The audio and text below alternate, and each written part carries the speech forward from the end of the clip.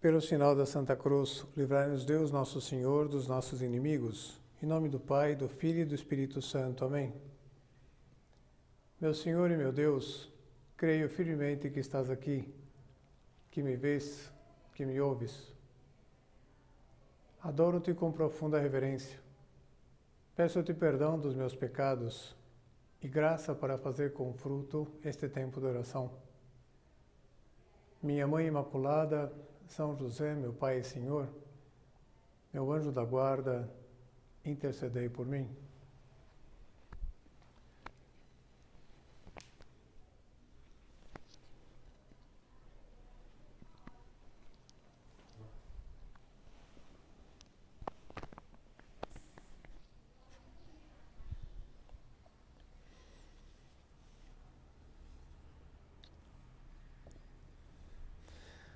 Há uma frase de uma obra do Dostoiévski, um clássico da literatura, chamada O Idiota, em que, num momento determinado da trama do livro, o personagem principal, numa carta à sobrinha Sonja Ivanova, não sei como é que se pronuncia direito, o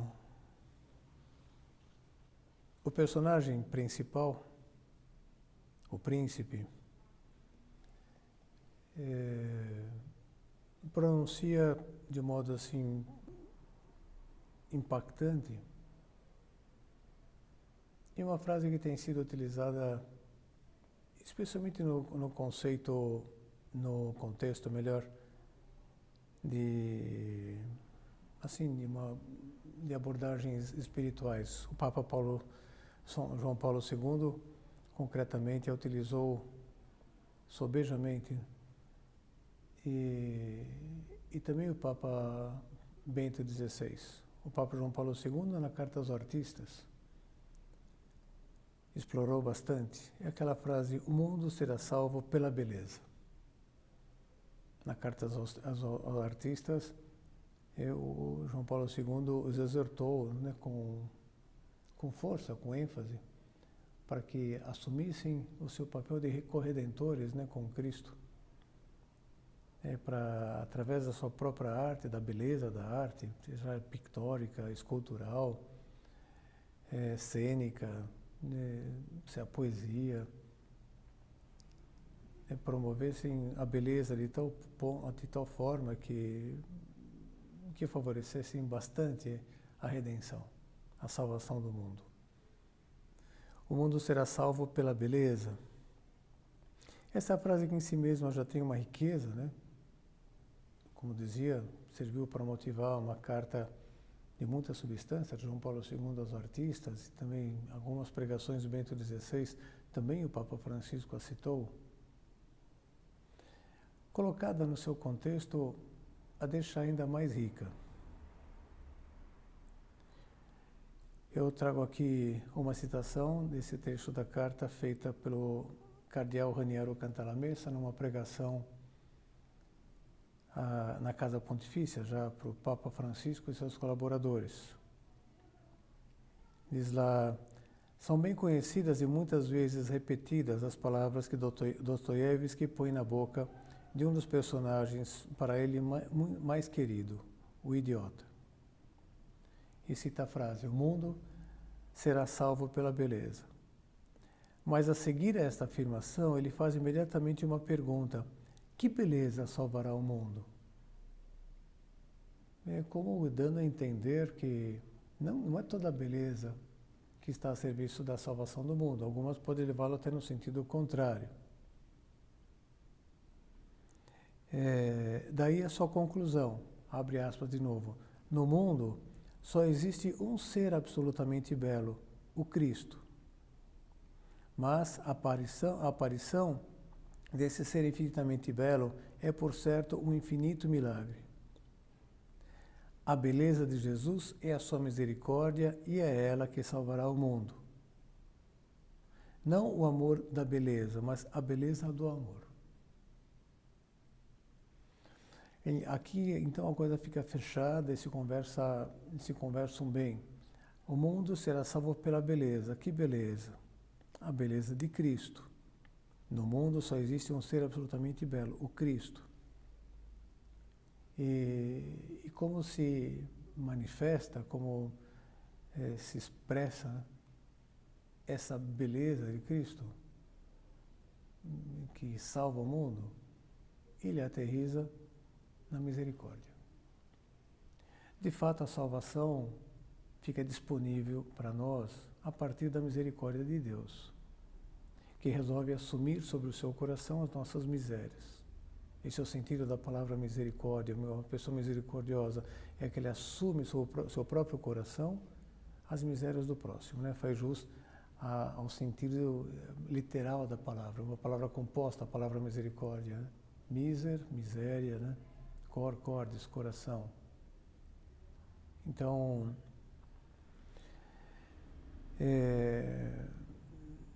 através da misericórdia se expressa a beleza de Jesus Cristo, que está na raiz, né, da verdadeira salvação. A beleza do amor, né, e não qualquer beleza. E o amor que de modo equivocado, né, e até distorcido, muitas vezes nós tendemos a encarar como um dever, quando na verdade, quando é genuíno, é puro dom. Em certa medida, a gente já vai aprofundar um pouquinho nisso, no que nos diz respeito, né, em relação com Deus, também em relação ao próximo, vai se manifestando como um dever, sim, em certo sentido. Mas, quando Nosso Senhor nos diz: sede misericordiosos como vosso Pai Celeste é misericordioso,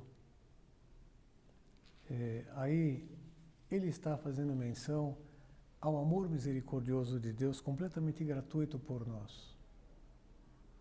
E como se nos dissesse, da mesma forma que você recebe esse amor de Deus na forma de misericórdia, ou seja, que você percebe que Ele coloca as tuas misérias sobre o seu próprio coração para curá-las, para te livrar delas, né? Você também seja misericordioso com os demais, para curá-los das suas misérias, para livrá-los da sua miséria. Às vezes nós tendemos a ver, de um modo assim equivocado, a relação que há entre a misericórdia de Deus conosco e a nossa misericórdia com os demais. Como se a nossa misericórdia com os demais condicionasse a misericórdia de Deus conosco. E não é verdade. São João afirma, né, que Deus nos amou primeiro, antes de tudo. O amor de Deus não está condicionado ao nosso amor. É verdade, tem essas frases: bem-aventurados os misericordiosos, porque alcançarão misericórdia. Ou quando a gente pede no Pai Nosso: perdoai as nossas ofensas como nós perdoamos a quem nos tem ofendido.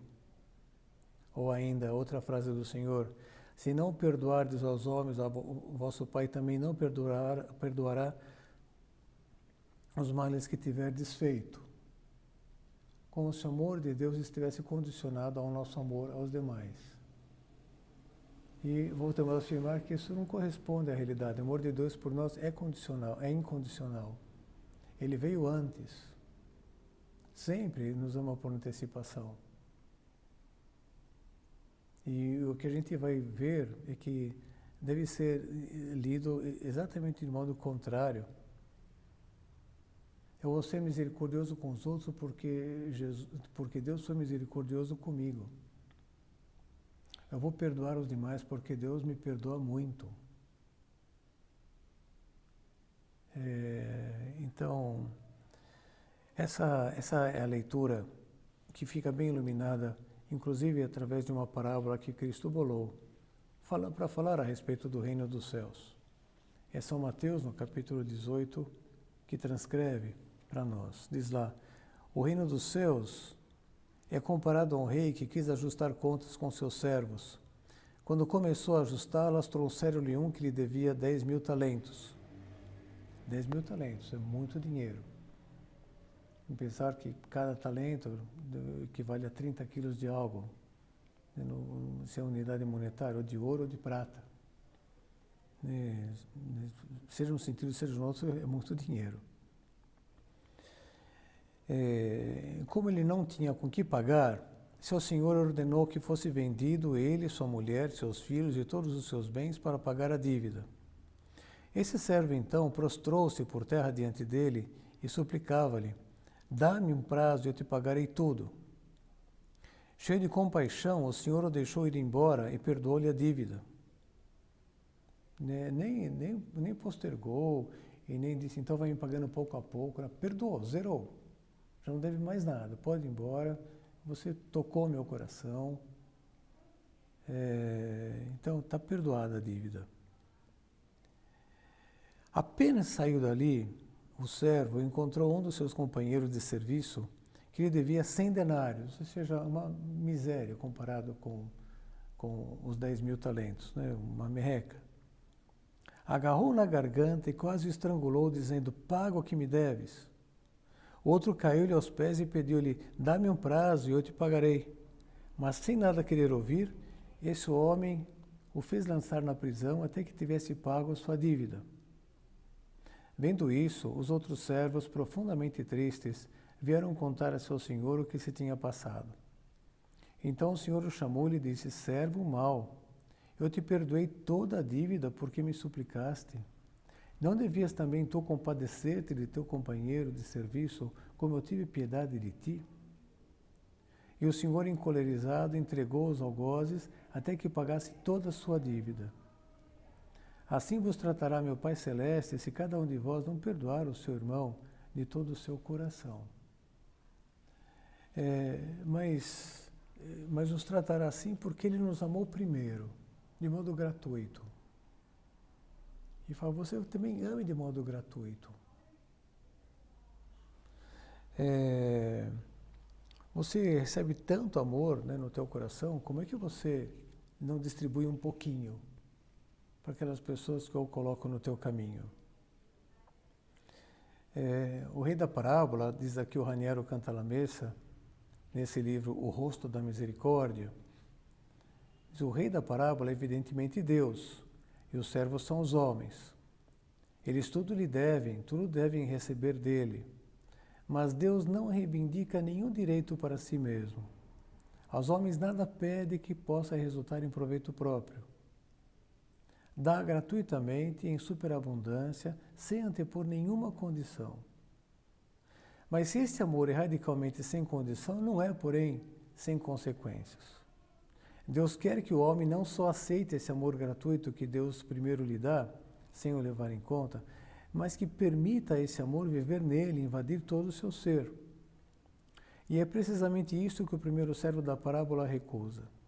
Ele aceita, sim, beneficiar-se do infinito dom do proprietário, mas quer conservá-los para si, bloqueando no seu íntimo. Ele interrompe o movimento do amor. Então, a leitura correta é: sede misericordioso como eu sou misericordioso. E não, eu vou ser misericordioso se você for ser misericordioso. Não, a minha misericórdia você já tem por antecipação, o meu amor já está derramado no teu coração. É como diz São Paulo, né, escreveu aos Romanos, o amor de Deus foi derramado nos nossos corações pelo Espírito Santo que nos foi dado. Já foi dado. Você já está com o Espírito Santo aí, se deixa guiar por ele. E também distribui algo dessa riqueza de amor que você recebeu, né, para esse pobre de amor que você tem diante de si. E é interessante, né, porque o amor de Deus para conosco, né, na relação que espera que tenhamos com Ele, ele não se fecha num circuito. Como se eu dissesse, como se Deus dissesse, me ama como eu te amo. O próprio Jesus, né, na última ceia, quando dá um mandamento novo, diz lá,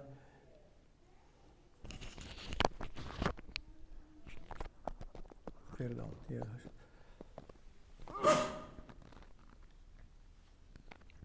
O Jesus, na última ceia, não diz lá, vos dou um novo mandamento, que vocês me amem como eu vos amo. Não fecha o circuito em si mesmo. É o que ele diz, né, que você ame os outros como eu vos amo. Que vos ameis os outros como eu vos amo. Ou seja, fiquem aberto, né, a linha fica reta. Cristo me ama e eu amo o próximo. Não espera nada de nós, para si mesmo. Mas espera de nós que sejamos como Ele, que nos identifiquemos com Ele. E é verdade que os teólogos até apontam alguma razão para que Deus se comporte dessa forma, né? Nós jamais poderemos retribuir a Deus, nosso Senhor, o amor que Ele tem para nós, por nós, não só pela intensidade, mas também do ponto de vista da misericórdia. Que Deus me ame com amor de misericórdia, super explicável. Estou carregado de misérias, Ele precisa colocar minhas misérias sobre o seu coração para que eu possa ir adiante. Mas eu nunca vou poder corresponder a esse amor, porque eu não consigo amar a Deus com amor de misericórdia por Ele. Ele não tem misérias. Então, nesse sentido, eu vou sempre ser devedor, né, sem conseguir pagar, diretamente, pelo menos sem conseguir pagar. Mas Ele encontrou uma forma até de suprir a minha gratidão, né, o meu desejo de agradecer, de corresponder. Ele nomeou os outros como seus representantes para que possam apresentar-se do nosso lado, à nossa porta, como credores. E nos desfaça por eles aquilo que você não pode fazer por mim. Eu aceito como se fosse feito por mim, fosse feito para mim. Foi a resposta que ele deu a Santa Catarina de Sena. Aliás, Deus Pai, né, com quem Santa Catarina conversa e depois deixa publicada essa conversa, essas muitas conversas no livro Diálogo, O Diálogo. Você vê que foi muita conversa, porque é um livro mais ou menos grosso, né? E Deus diz assim para ela, Deus Pai, né, diz para ela: eu vos peço que me ameis com o mesmo amor com que eu vos amo a vós. Isso não podereis vós fazer a mim, porque eu vos amei sem ser amado. Todo o amor que me tendes é um amor de débito, não de graça, porquanto sois obrigados a fazê-lo, ao passo que eu vos amo com amor de graça, não de débito. Vós não podeis, por isso, retribuir-me o amor que eu vos peço. Por isso pus-os ao lado do vosso próximo, para que lhe façais a ele o que não me podeis fazer a mim, isto é, amá-lo sem consideração ao mérito e sem esperardes alguma utilidade. E eu convido-vos a fazer-me o que fazeis a ele. Então, quando fizesses isso a um dos meus mais pequeninos, a mim o fizestes. Lembramos dessas palavras, né, de Jesus, transcritas também por São Mateus, quando ele descreve o juízo final. É o capítulo 25 de São Mateus. Quando o Filho do Homem voltar na sua glória e todos os anjos com ele, se sentará no seu trono glorioso.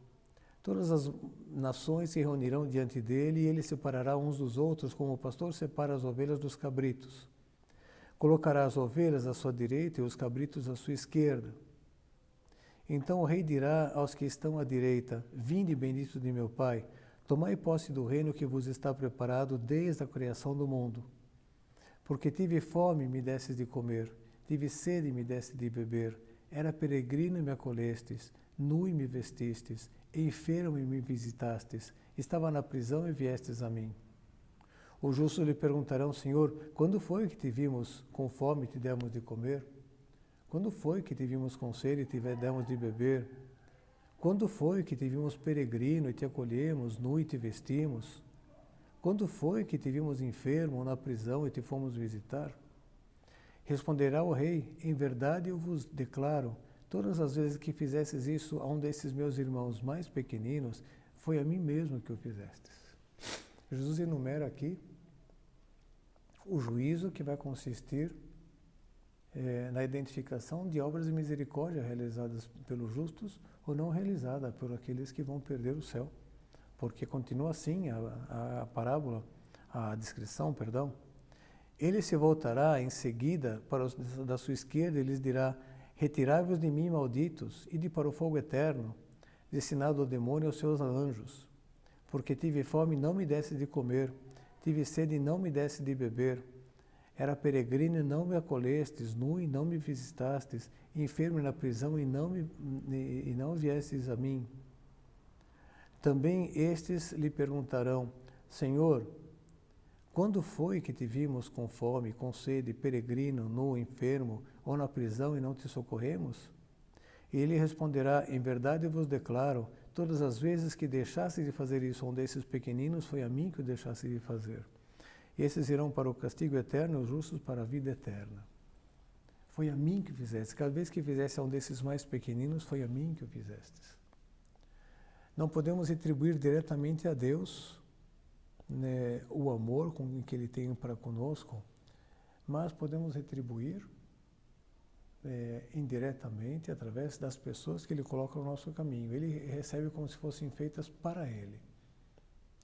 E também se ressente, né, quando deixamos de fazer, porque deixamos de fazer para Ele nas pessoas, né, que se interpõem aí no nosso caminho. E essa misericórdia que o Papa Francisco, esse é o motivo também de abordarmos esse tema, de ser misericordioso como o Pai é misericordioso. Essa misericórdia que o Papa Francisco colocou também como um sinal de esperança.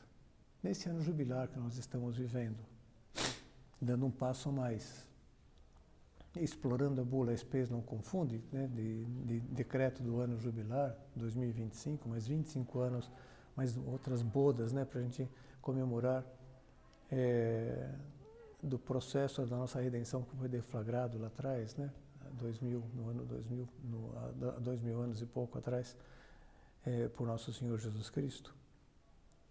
E o Papa diz, né, para celebrar esse ano, vamos crescer na esperança? Faz uma proposta.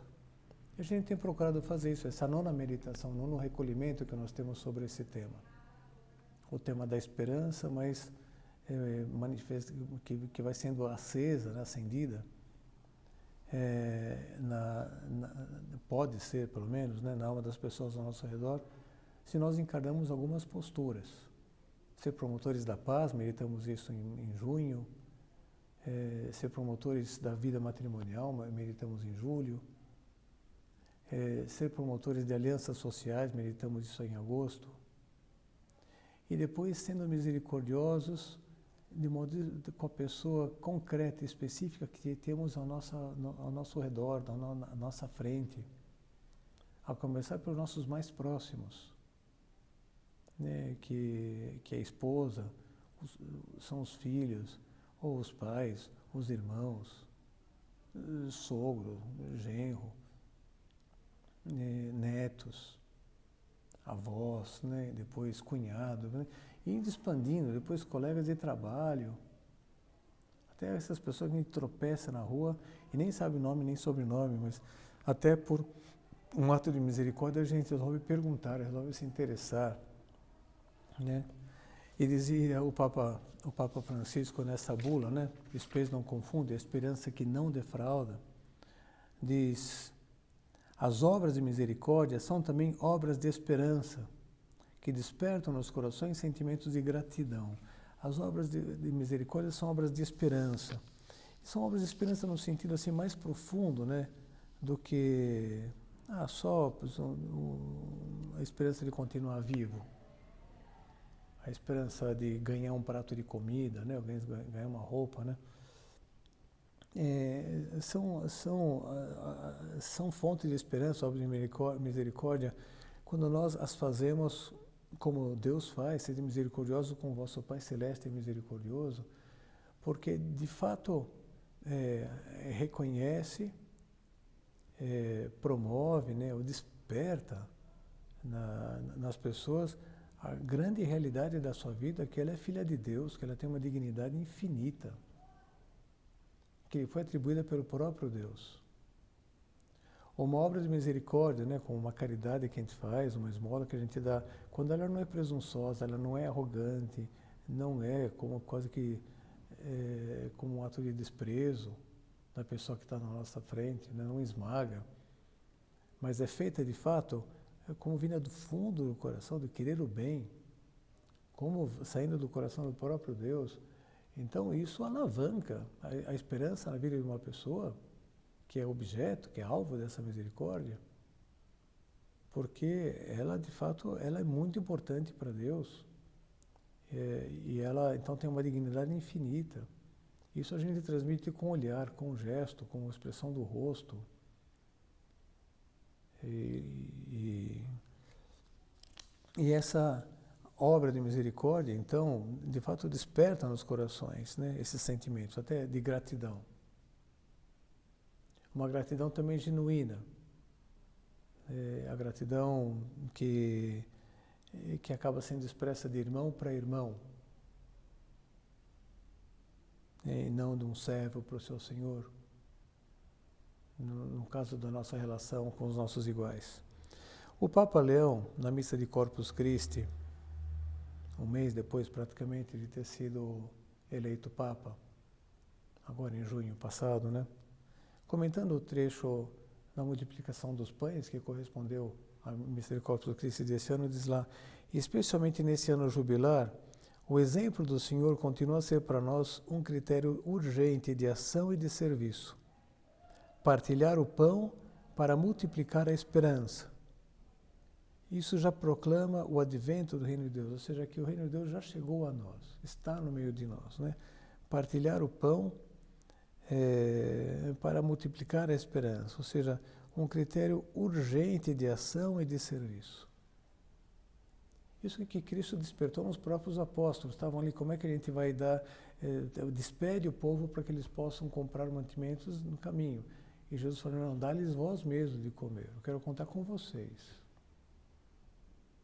Ainda que você tenha muito pouco, que você também não seja um ricaço, mas coloque à disposição aquilo que você tem. E acharam lá só 5 pães e 2 peixes, que isso já é suficiente. E alimentou 5.000 homens, sem contar mulheres e crianças, né? E ainda por cima recolheram do que sobrou, né? Todo mundo ficou saciado, e do que sobrou recolheram mais 12 cestos de sobras. Partilhar o pão para multiplicar a esperança, a frase do Papa Leão. E o pão no sentido estrito, sem dúvida, mas também o pão no sentido amplo.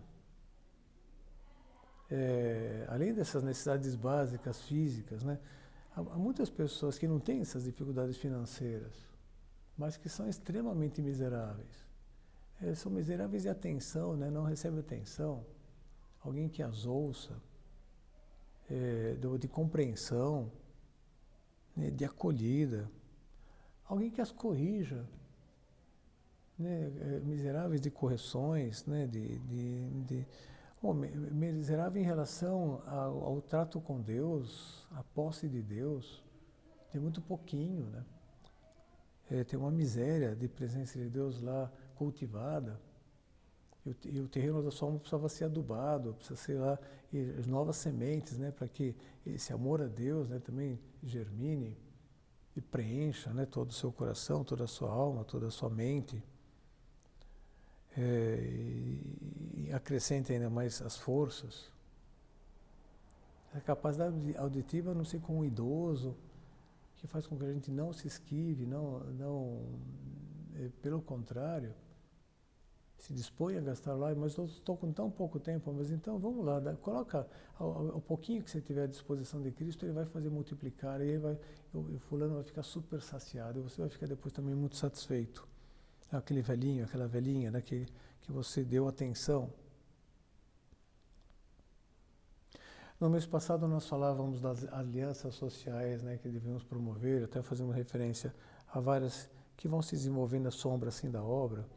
O Colégio Catamarã é uma aliança social em prol de promover, né, a educação, não para pessoas que são carentes do ponto de vista financeiro, mas para pessoas que, pela formação e pela posição que estão ocupando, que provavelmente virão ocupar, se desenvolvem aqui uma sensibilidade social, vão estar em condições de ajudar muita gente. Mas a Aliança Social também, lá o CEAP Pedreira, são, sei lá, escolas de hotelaria que as mulheres da obra promovem também aqui na nossa realidade nacional. E depois o Easy Business School, também uma outra obra corporativa do Opus Dei, que tem como objetivo, né, como uma ambição nobre, exercer uma influência, nesse sentido de sensibilidade social, né, no mundo empresarial brasileiro, né, uma influência de uma ética que tem a pessoa no foco para promovê-la, para desenvolvê-la, para que também atinja a sua plenitude, né, tal como está projetada pelo Criador. E a gente vai ter o IBF, Instituto Brasileiro da Família. O Jean Bondim citou essas entidades todas. Mas para além dessas alianças sociais, né, para trabalhar assim, por assim dizer, no macro, das carências, né, das pessoas, né, consideradas também no seu conjunto, há aquela misericórdia que estou chamado a exercer com essa pessoa concreta que está aqui diante de mim. Bonito, né? A Maria Teresa de Calcutá. Depois, ela que promoveu muitas alianças dessas sociais, né? Envolveu muita gente para fazer, não sei, um centro exemplar de tratamento, de referência de tratamento de diabéticos lá no coração de Nova York, leprosários, né? Sei lá, centros de acolhida para mães solteiras, para que efetivamente não abortem, tenham o seu filho e depois também tenham uma perspectiva de poder levá-lo adiante. Além de promover essas alianças sociais, ela se sentia interpelada, né, de modo particular e até nuclear, essencial, principal, a assistir a pessoa, o miserável concreto que tinha diante de si. Aliás, depois que ela já tinha recebido o Prêmio Nobel da Paz, por todas essas obras que ela promovia, as alianças que ela promovia, né, com espaço de voz na ONU. Pois vieram entrevistar ele, mas a senhora não acha agora, a senhora ganhou essa projeção internacional, a senhora podia estar mobilizando também os poderosos, né, desse mundo para consertar as estruturas de miséria, de poder, né, que estão estabelecidas por aí no mundo. E ela ficou sensibilizada com a pergunta, né, e disse, olha, sem dúvida nenhuma, é preciso que haja pessoas que assumam esse papel, essa posição que o senhor está me descrevendo aqui, dizia para o jornalista.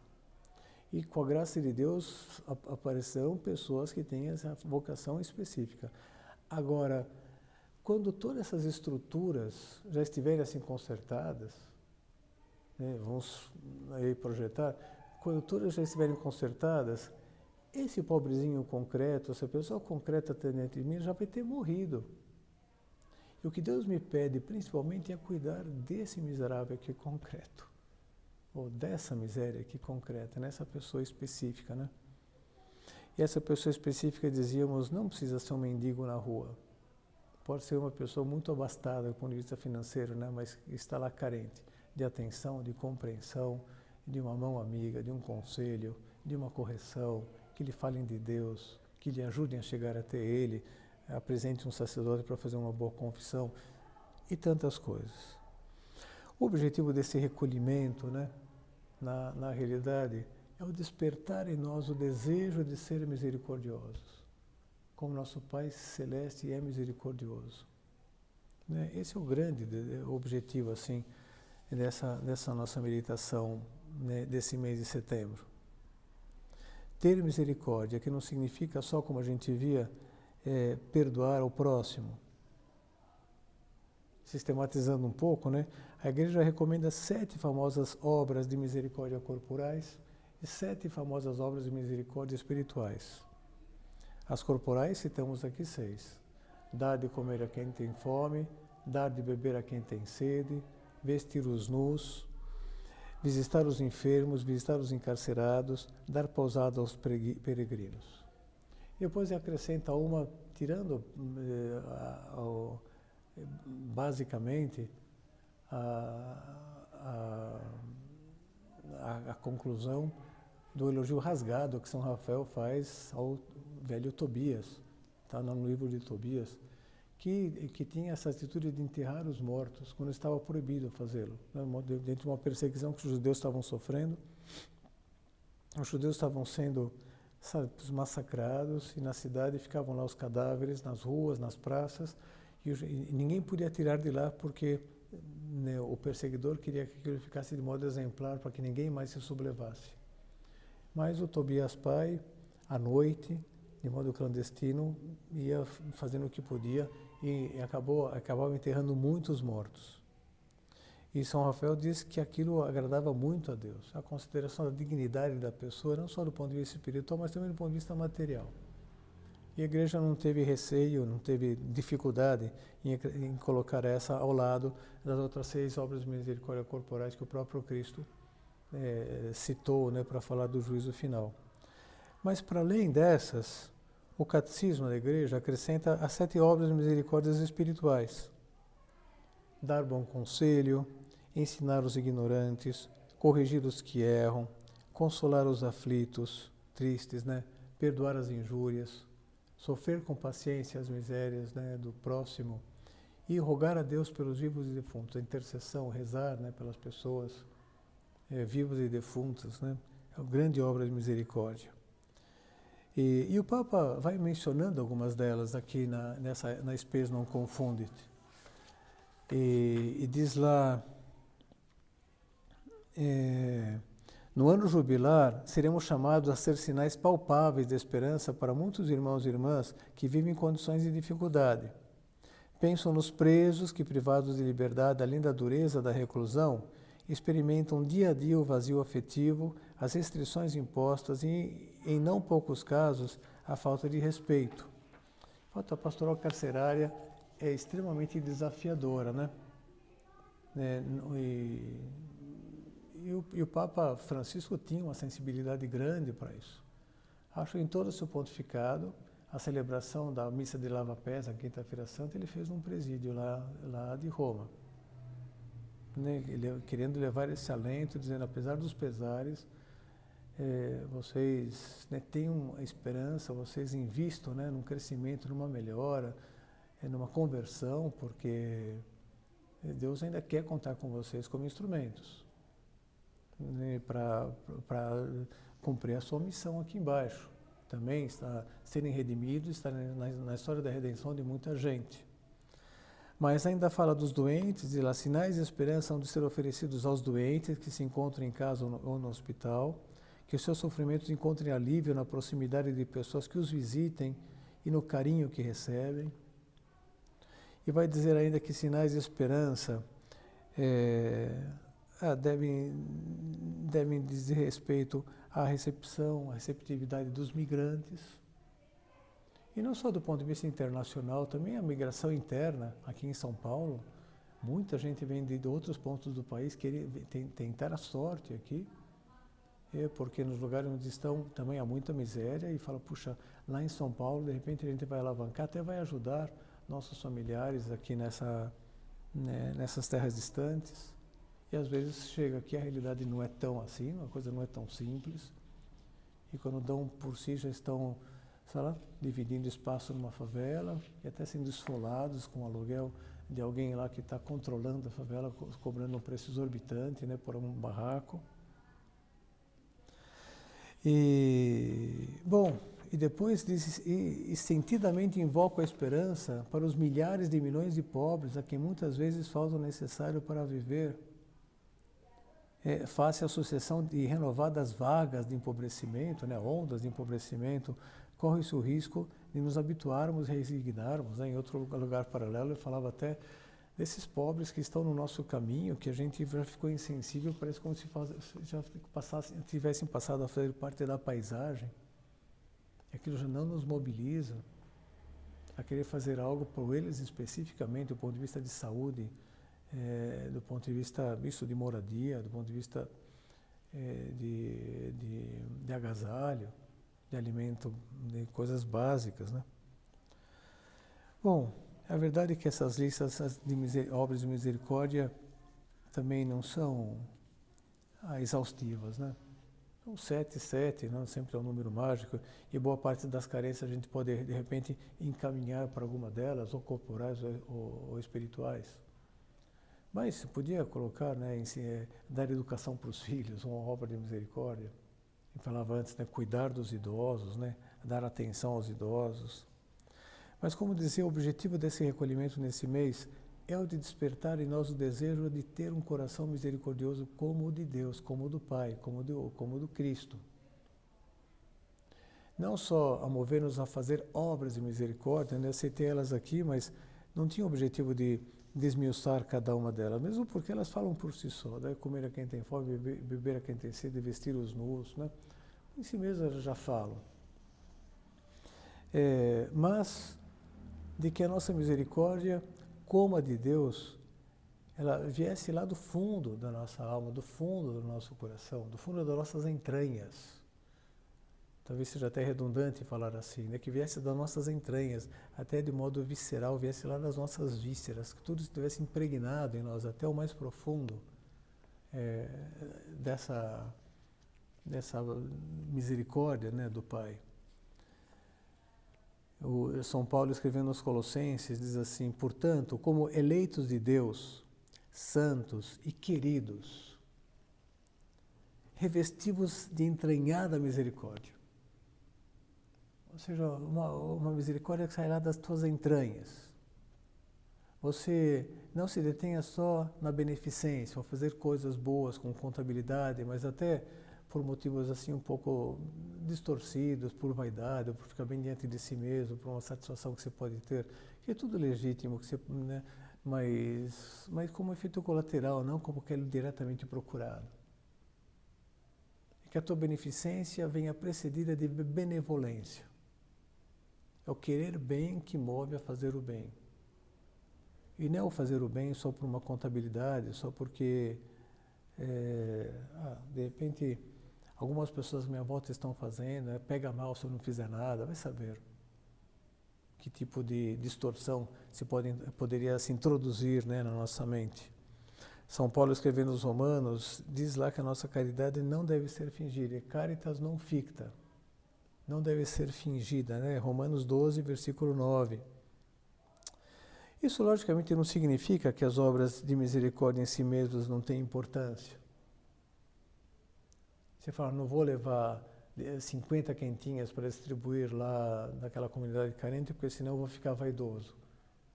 O que eu vou te dizer? Não, vai, e se ficar vaidoso, retifica a intenção, mas faz essa obra de misericórdia. Ou como se alguém pensasse, não vou convidar esses meus 10 amigos aí para ir lá no recolhimento, para se aproximarem mais de Deus, porque se eu aparecer com 10 amigos lá, vai ficar uma coisa muito chamativa, então eu posso ficar vaidoso. Falo, não, traz os 10, depois você retifica, mas deixa eles se beneficiarem. E, logicamente, o fazer o bem não é pouca coisa. Né? Mas, dentro da perspectiva de Deus, nos deixa quem? Né? Ser misericordioso como eu sou misericordioso. Então, a misericórdia de Deus vem do fundo da alma, não é só uma coisa mensurável externamente. Que essa vai ser a mais simples, mensurar, distribuir tantas quentinhas. Eu fiquei meia hora conversando com uma pessoa, mais fácil, né, de quantificar. Mas é algo que brota lá do fundo da alma, do fundo do coração, eu dizia, brota lá das próprias vísceras, né? E como fazer para avaliar se de fato a gente vai crescendo nessa capacidade, né, de ser misericordioso como Deus é misericordioso, já que não tem medidores externos? O Raniero Cantalamessa aponta para 2 sensores que podem ajudar-nos, né, a talvez pelo menos avaliar minimamente em que grau, né, em que nível de misericórdia a gente se encontra, ou pelo menos o quanto a gente precisa crescer ou não. Ele diz assim,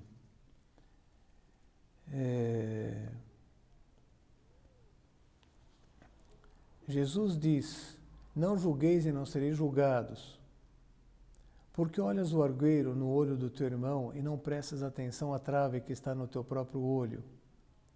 O sentido dessas palavras não é não julgueis os homens e deste modo os homens não vos julgarão a vós. Sabemos por experiência que nem sempre é assim, mas é melhor que se diga, não julgues o teu irmão para que Deus não te julgue. Melhor ainda, não julgues o teu irmão porque Deus não te julgou a ti. O Senhor compara o pecado do próximo, o pecado do julgamento, qualquer que ele seja, a um argueiro, a um cisco, em comparação com o pecado de quem julga, que tem uma trave no seu próprio olho. A trave é o próprio fato de julgar, tal a sua gravidade aos olhos de Deus. Então, o primeiro critério é exatamente esse, os nossos julgamentos. Nós julgamos pelo simples fato de sermos seres racionais. Então, continuamente emitindo juízos, feio, bonito, quente, frio, gordo, magro, legal, chato. Continuamente está emitindo juízos, né? Isso em si mesmo faz parte da nossa condição de seres racionais. Agora, às vezes, é bom que a gente identifique, os nossos juízos eles vêm contaminados. Vêm contaminados de indignação, vêm contaminados de sentimentos de desprezo. Né? E isso sim a gente tem que estar atento para arrancar, para extirpar, para não deixar que fique. Né? Quando eu já tendo a me isolar das pessoas, ou desprezá-las, evitá-las, né? Puxa, aí meu nível de misericórdia está muito baixo. Quando eu fico ali, mas se eu olhar pela mágoa, pelo ressentimento, né? Meu nível de compreensão, de compaixão, ainda está muito baixo. Então tenho que pedir ao Senhor, me dá um coração à medida do seu, um coração misericordioso como o teu. Arrancar o veneno, estar atento para arrancar o veneno, o rancor, a condenação, tudo o que for lá do nosso coração. O juízo é um termômetro, os nossos juízos, né, quando estão contaminados com esses venenos. E depois o olhar. A gente já ouviu dizer, né, que o olho é a lâmpada do corpo, né? Isso é Jesus que fala no Evangelho de São Mateus. Se o teu olho for são, todo o teu corpo estará iluminado. E popularmente se diz, o olho é o espelho da alma. Então, o que eu faço com o meu olhar? Como é que eu olho? Às vezes, com o meu modo de olhar, eu posso botar uma pessoa a 2.000 quilômetros de distância de mim. Olhar com fulminante, né? Um olhar de desprezo, né? Um olhar inquisidor. Que bom seria se nosso modo de olhar fosse como daquela música antiga, né? Se teu olhar, quando encontra os meus, fala de umas coisas que eu nem posso acreditar. Doce é sonhar e pensar que você gosta de mim como eu de você. Tudo bem, é uma música romântica de amor, mas se aplica perfeitamente, né? Num trato de amizade. Esse teu olhar, quando encontra os meus, fala de umas coisas que eu não posso acreditar. Doce é sonhar e pensar que você gosta de mim como eu de você. Um olhar misericordioso. Vamos terminar nosso recolhimento de hoje, desse mês, invocando Nossa Senhora. Nós invocamos assim habitualmente, Salve Rainha, Mãe de Misericórdia. É bonito isso, né? Jesus é a misericórdia encarnada, então é mãe de Jesus Cristo, portanto é de fato mãe da misericórdia. Salve Rainha, Mãe de Misericórdia, vida, doçura, esperança nossa, né? Porque a Mãe de Misericórdia é fonte de esperança. Que nos faça ser misericordiosos como Deus é misericordioso, como ela chegou a ser misericordiosa. E falando em olhar, né, também na Salve Rainha a gente invoca assim, né? Esses vossos olhos misericordiosos a nós volvei. E nessa mesma medida fazer com que nós também voltemos nossos olhar misericordioso para as pessoas, para suprir as necessidades que elas têm aqui ao nosso redor, ao meu redor. Que as pessoas à minha volta se sintam queridas por Deus, amadas por Deus, consideradas na essência da sua dignidade, uma dignidade que eu transmito para elas, que eu reconheço e que eu quero empenhar-me por promover, ajudando-as, né, a se livrar daquelas misérias que de alguma forma estão obstaculizando isso. Nossa Senhora formou o coração humano de Jesus, ela é com São José. Ela pode formar também o nosso coração, humanamente falando, né? Para que nós chegamos a ser misericordiosos como Ele. Vamos fazer o nosso breve exame de consciência. Ato de presença de Deus. A redenção vem pela beleza, e a beleza, essencialmente, de modo perfeito, só existe em Cristo, que a deixa transparecer através da sua misericórdia.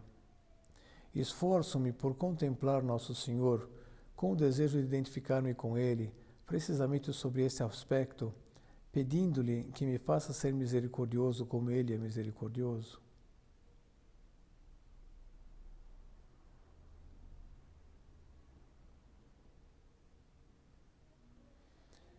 Considero que a misericórdia é um dom que Deus me concede e, como não tenho como retribuir-lhe diretamente, esforço-me por corresponder-lhe da forma que Ele mesmo me indica, sendo misericordioso com cada irmão concreto, filho dele, que se apresenta ao meu lado. Considero também que esse modo de proceder resulta num grande estímulo de esperança para todos os que possam vir a beneficiar-se da minha misericórdia.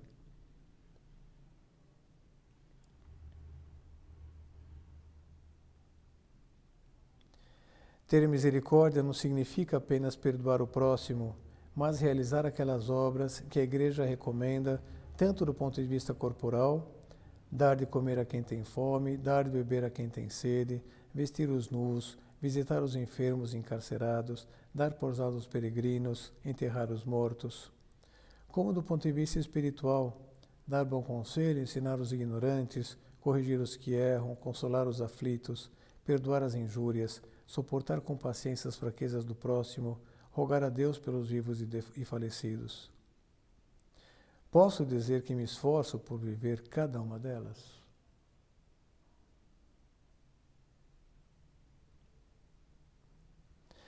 Jesus manifesta-se no seu relacionamento conosco com entranhas de misericórdia.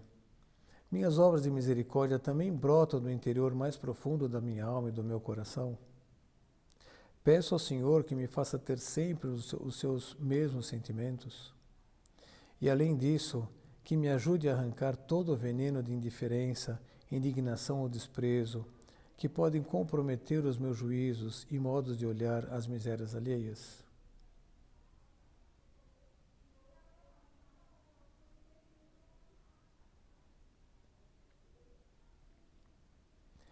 Recorro a Nossa Senhora para que volte para mim continuamente o seu olhar misericordioso e me contagie com a sua misericórdia, imagem e semelhança da misericórdia de Deus.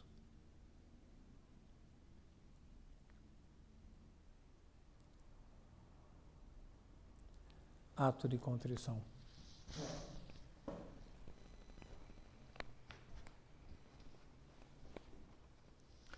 Dou-te graças, meu Deus, pelos bons propósitos, afetos e inspirações que me comunicaste nessa meditação. Peço-te ajuda para os pôr em prática. Minha Mãe Imaculada, São José, meu Pai e Senhor, meu anjo da guarda, intercedei por mim.